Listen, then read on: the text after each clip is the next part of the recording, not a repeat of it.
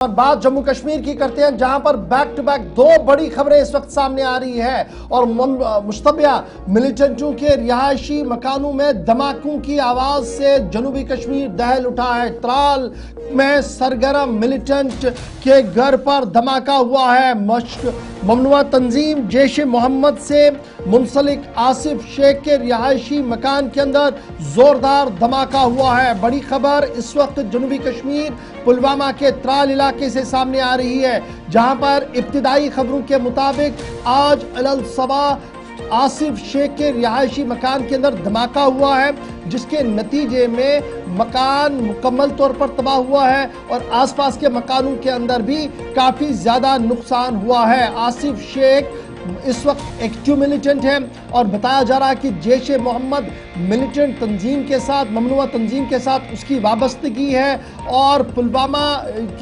से इसका ताल्लुक है और पहलगाम 22 रन वाले मामले में भी इसकी भूमिका और इसकी मौजूदगी को ऐसा देखा गया था और ये माना जा रहा है कि बड़े पैमाने पर जो ऑपरेशन शुरू किए गए हैं। और इस बीच बड़ी खबर कि त्राल का इलाका है जहां पर जैश ए मोहम्मद मिलिटेंट आसिफ शेख के रिहायशी घर के अंदर धमाका हुआ है।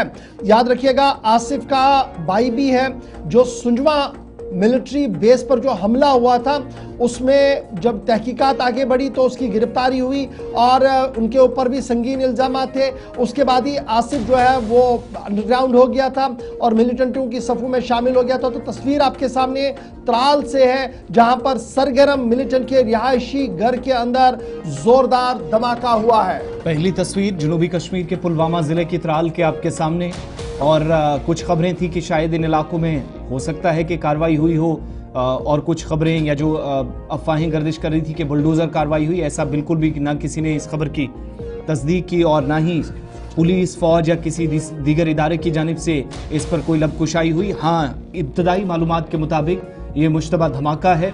और एक तस्वीर त्राल जनूबी कश्मीर के पुलवामा की आपके सामने। शेख कौसर हमारे साथ हैं, मजीद तफसीलात जरा उनसे लेते हैं। शेख कौसर, क्या इब्तदाई तफसीलात आपके पास हैं इस धमाके के हवाले से? जी बिल्कुल आसिफ, आपको मैं बताना चाहूंगा कि रात के वक्त सिक्योरिटी फोर्सेस को इतला मिली थी कि मंगामा त्राल में मिलिटेंट छुपे हुए हैं।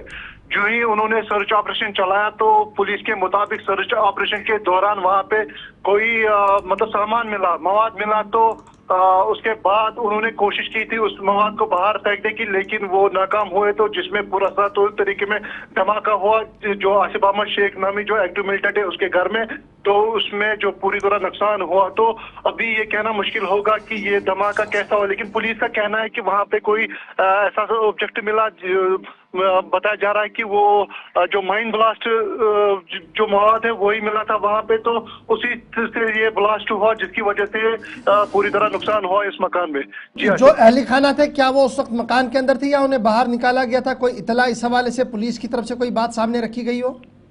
जी बिल्कुल गवर, आपको मैं बताना चाहूंगा, जो ही सर्च ऑपरेशन चलाया जाता है तो उस वक्त सिक्योरिटी फोर्सेस की सबसे पहली जो प्रायोरिटी होती है वो सिविलियंस की होती है।